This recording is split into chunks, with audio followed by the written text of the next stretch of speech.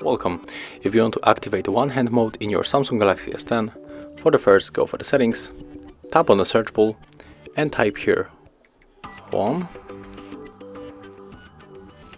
Click on the one-handed mode, use the switcher to activate it, and right now we can enter it one more time, and we can select that we can enter here from the gesture or the button. So I'm going to change for the button, it's more easier. And right now when we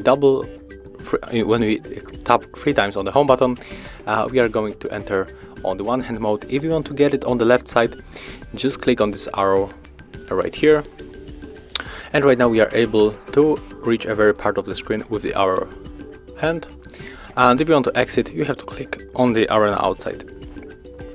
So thank you guys for watching, leave thumbs ups, comments and subscribe to our channel.